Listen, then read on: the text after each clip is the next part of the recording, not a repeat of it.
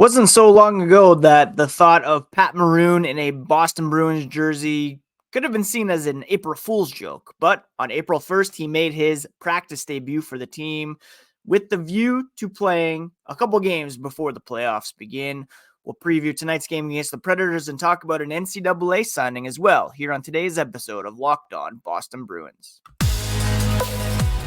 You're Locked On Bruins, your daily podcast on the Boston Bruins. Part of the Locked On Podcast Network, your team every day.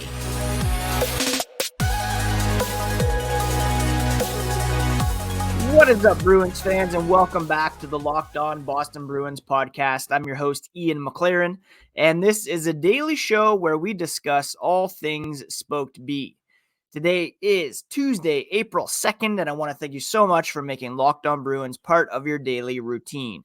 It's free and available on your favorite podcast app, whether it be Apple, Spotify, Pocket Casts is what I use. It's also available on YouTube in video form, so please hit that subscribe button on your podcast app and on YouTube so that you never miss a thing. Each new episode will be automatically added to your feeds for you to download and enjoy. We are part of the Locked On Podcast Network, your team every day, and today's episode is brought to you by FanDuel. New customers get $200 in bonus bets with any winning $5 bet. That's $200 if your bet wins. Visit FanDuel.com/lockedon to get started. And before we get started, a quick reminder, you can find the podcast on social media at Locked NHL Bruins. You can find me, my hockey thoughts, dad jokes at Ian C. McLaren. I am a lifelong Boston Bruins fan. Been covering this team for various outlets for 20 years or so and have been hosting this podcast for 5 years. Before that, I was a full-time NHL news editor for The Score. Speaking of The Score, the Bruins are hoping to run it up on the Nashville Predators tonight. We'll preview that game later on in the podcast, but let's begin with some news here this morning. The Boston Bruins have jumped into the NCAA free agent pool, signing forward Jaxon Nelson, that's Jaxon with a J-A-X, to a one-year entry-level contract with an NHL cap hit of $870,000. That will be for next season, as Nelson will report to Providence on an ATO for the remainder of this season. General Manager Don Sweeney in the release said Jaxon is a big, right shot, two-way center with leadership qualities as a captain of a very successful collegiate program. He has shown consistent growth throughout his time at the University of Minnesota, and the Bruins are excited to have Jaxon join the organization. Nelson is 6'4", 220 pounds. He served as captain for the Gophers this past season, 39 games, recording 19 goals and 12 assists for a career-high 31 points. This was his fifth season at the University of Minnesota. He returned in an attempt to shake off a devastating loss last year at the Frozen Four. They weren't able to get the job done, and he now moves on to the NHL. And Nelson, could very well step into the Bruins lineup next season. Don't forget, they have several players up front who may be moving on. Who knows if they'll re-sign Danton Heinen, James Van Riemsdyk. In the bottom six, Jake DeBrusk. Not that he's going to replace any of these guys, but it's possible that he could crack the squad and provide some pretty cost-effective depth for this team next season as Don Sweeney pursues more impactful targets with the salary cap going up and with quite a bit of space the Bruins will have. Now, he, again, had 19 goals, 31 points in 39 games this season, and interest in him really spiked over the last few weeks because he closed out the season with 11 goals and 2 assists for 13 points over the final 8 games. And his head coach in Minnesota said it was only a matter of time before He signed an NHL deal. There was quite a bit of interest last season. If he had decided not to go back, he very well could have already jumped into the NHL. Jess Myers of the Rink Live said the Penguins and Red Wings were finalists for Nelson's services. Mark Diver said yesterday that he was hearing rumblings regarding the Bruins, and Jaxon Nelson might be the only signing they make, as Diver also added the Bruins are not in on Colin Graff, who's probably the top-ranked NCAA free agent, and they haven't been all season per a source. The Quinnipiac winger down to half a dozen teams with the decision expected in the next couple of days. So the Boston Bruins jumping into the free agency NCAA ranks, picking up Nelson, a nice little deal for them as they look to continue to build the pipeline and continue to try to find good value whenever possible. Similar to what they did with Justin Brazeau this season, different paths to pro hockey, but still always good to be able to find these kind of guys, especially when you do not have many draft picks to work with this season, and you haven't in some time. Nelson, he's already 24, well seasoned after, again, 5 years at the University of Minnesota. And we'll see if he's able to make any impact here for Providence down the stretch, and what happens with him come next season. Focusing more on the present, a recently acquired Bruin made his practice debut on Monday, and the Bruins are preparing for a big matchup tonight against the Nashville Predators, and we'll touch on all that here as the podcast continues. It is a glorious time for sports fans because the calendar is absolutely loaded with Final Four, Frozen Four, the return of Major League Baseball, NHL, and NBA ramping up towards their playoff seasons, and FanDuel is making it even more exciting to get in on the action. Because right now, new customers get $200 in bonus bets with any winning $5 bet. That's $200 you can use to bet on the NCAA tournament, MLB, NBA, NHL, and so much more. Visit FanDuel.com/lockedon and make your first bet a big win with FanDuel, America's #1 sportsbook. Thanks so much again for making Locked On Bruins part of your daily routine, free and available on your favorite podcast app and on YouTube. And while you're over on YouTube, check out Locked On Sports Today, a free 24/7 sports streaming channel programmed for you every day, bringing you the biggest stories, can't miss analysis, opinions, and news 24/7 on YouTube or the free Amazon Fire TV channels app, part of the Locked On Podcast Network, your team every day. Yesterday at Boston Bruins practice, it was Pat Maroon who was out there making his debut on the practice ice, at least. He's still several days away. I think head coach Jim Montgomery said they were possibly targeting the 13th of April as a potential debut for him in game action. That would be a game against the Pittsburgh Penguins. But Pat Maroon, who recently underwent back surgery, has been watching the Bruins on TV from his home in Boston as they took on Florida, Tampa last week. And I think I tweeted last week during the Panthers game, like, this is one that Maroon certainly wants to be in on. And after practice yesterday, he said, trust me, he's really excited. Can't wait, especially watching those two games down in Florida. He said, quote, makes you just want to go out there and battle for the boys. Really looking forward to it. Putting on that practice jersey for an original six team. It's a team that a lot of people want to play for. He added, quote, I'm just excited to get with the guys, get in the lineup with them, go to battle with them. Great group of guys, a good hockey team, and he wants to be part of it as soon as possible, end quote. Of course, it's hilarious to hear Pat Maroon speak like this after he was part of the 2019 St. Louis Blues team that beat the Bruins. He was part of a couple of Tampa Bay Lightning teams that beat the Bruins in the playoffs. But how things change and how quickly they can change. A guy puts on the spoke to be, and immediately, for some fans at least, he just becomes part of the squad, and you want to see him out there playing for your team. It's funny how hockey works that way. He said it has been kind of lonely by himself, skating by himself. It feels good to be back with the guys, get in some battle drills, try to get up to speed.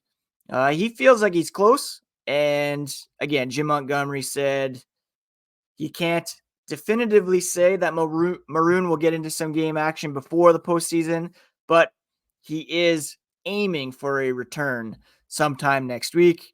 And again, that visit to Pittsburgh could be the target date.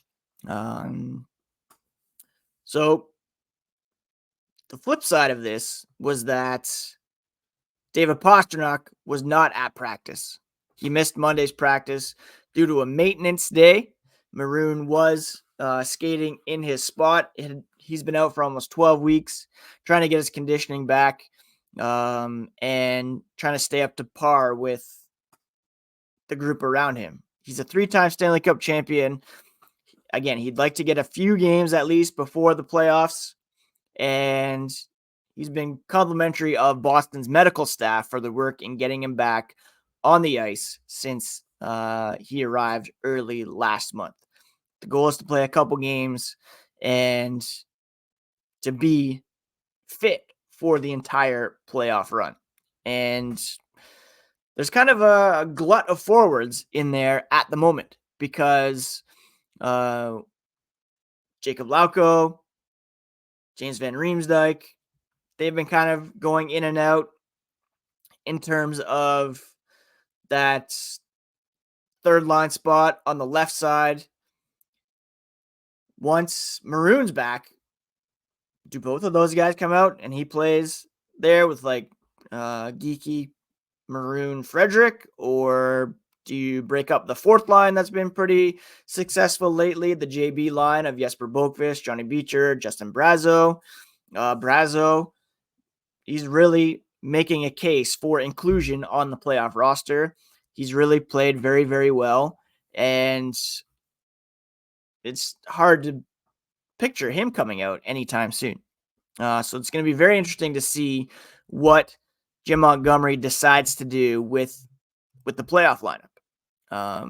At practice yesterday, it was Heinen, Zacha, Maroon, Marchand, Coyle, DeBrusk, Beecher skating with Geeky and Frederick, and then you had Lauko, Boqvist, and Brazeau on the fourth line, with James Van Riemsdyk seemingly being on the outside, looking in for tonight's game against the Nashville Predators as a healthy scratch, which personally hurts me very much because he's on my fantasy team and I'm in the finals right now and I could use every advantage I can get. Although, don't really wanting him out there taking a minus or being taking some penalty minutes. So that's the situation at practice on Monday. And again, Maroon looking to get into some game action before the season is done. He said Kevin Shattenkirk had talked very highly of the group on the phone when he got traded to Boston. He calls them a good group of guys. He's got an opportunity to win here, Maroon thinks. Guys that want to win, a good leadership group. They have the foundation, he thinks. Now they have to just go out there and put it on the ice. There's a reason why the Bruins are near the top of the standings. And he added that while he has been a rival of the Bruins on the ice, he's been treated very well during the time he spent around the city in recent weeks. A lot of fans, he said, have been very supportive. Nice to have that fan support. And he's excited to get out there. And again, one of the reasons he was acquired is because of his well, his physicality, his toughness, his size, not necessarily his scoring touch, but also that experience that he brings to the room. A 3-time Stanley Cup champion, including that series against the Bruins in 2019 and 2 more since then. The Bruins have not been able to get back to the finals since 2019. Maroon's been there and he's won. And that's some experience that they can use come playoff time. They could use that tonight as well. Maroon won't be in the lineup, but they have a huge test against the Nashville Predators. And that's a game that we will preview here as the podcast continues.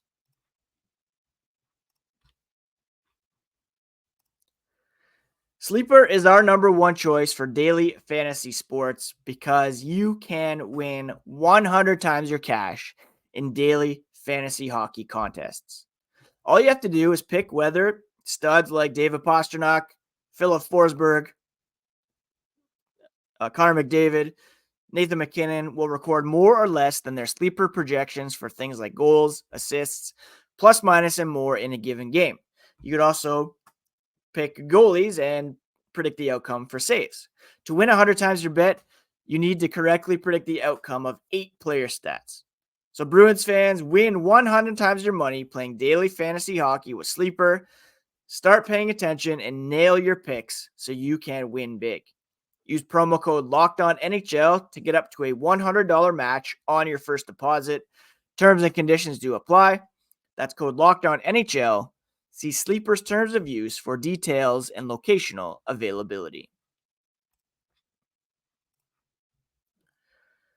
I talked yesterday about how Boston's schedule down the stretch is very, very tough. And it begins tonight, the April portion, in Nashville with the game against the Predators. It will continue on Thursday against Carolina, Saturday against Florida, then another game against Carolina. But let's not look past this Predators game because this is a team that has really turned it on as of late. They have lost 2 in a row to Arizona and Colorado, but before that, they were on an 18-game point streak. They're still 7-2-1 over their last 10 games, and they have really put themselves firmly in a Western Conference playoff position. They're kind of like the Bruins in the sense that it's a bit of a transition year for this team. A new head coach, a new general manager. They're trying to incorporate some younger guys along with veterans like Philip Forsberg and Roman Josi, who have been absolutely dynamite over this last successful stretch. Again, going back to my fantasy team, I have both, and they really carried me to the finals in my league. Josi has emerged as a very strong Norris Trophy candidate. Right now, the Predators sit in the first wildcard spot in the Western Conference, 6 points back of Winnipeg in the Central Division, but they have a 6-point lead over St. Louis, who's behind the Kings in the second wildcard spot. They have a 6-point lead.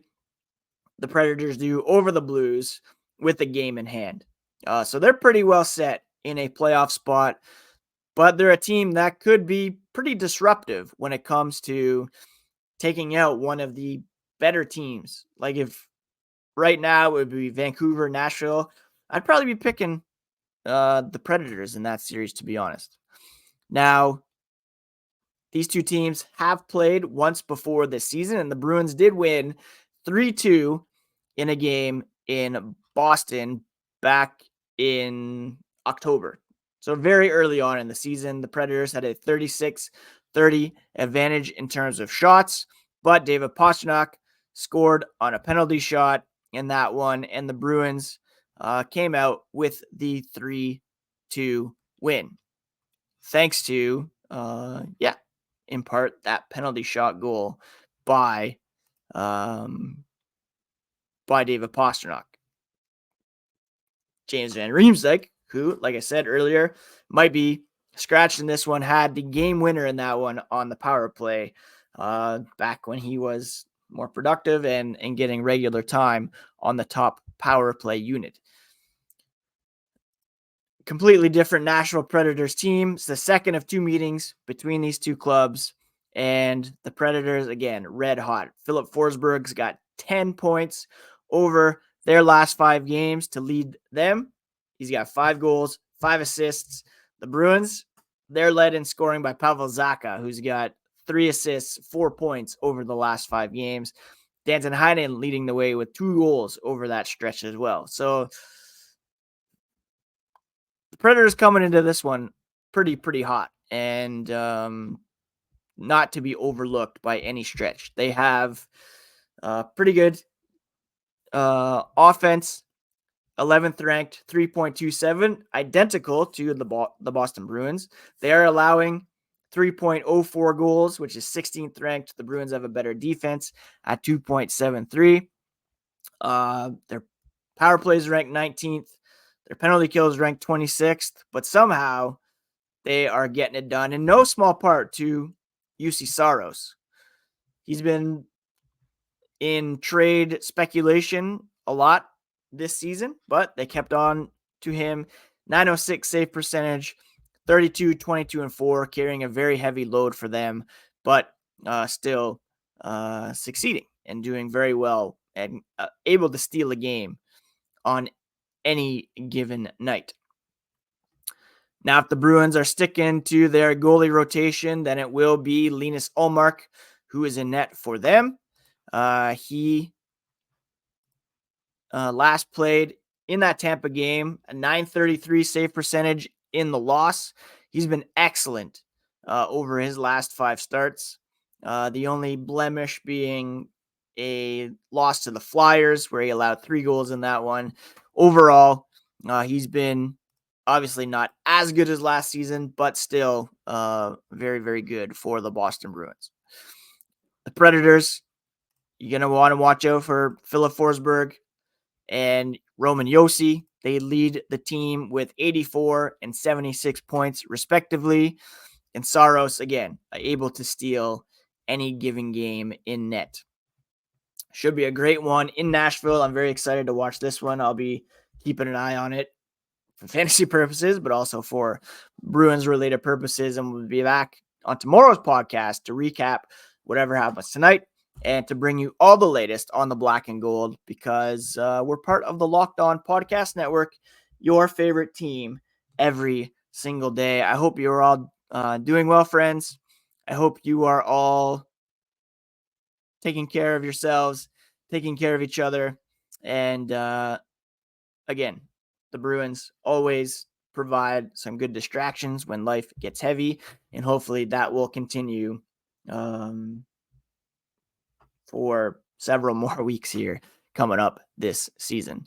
The Predators coming off a recent 18-game point streak, seemingly out of nowhere, lost 2 in a row. They'll be looking to get back on the winning side of things tonight. And the Bruins will be looking to build off that big game the other day against the Washington Capitals. Happy Tuesday. Thanks again for subscribing, tuning in, and please do continue to listen, and please do subscribe to the podcast if you have not already. And we'll be back tomorrow, friends. Take care.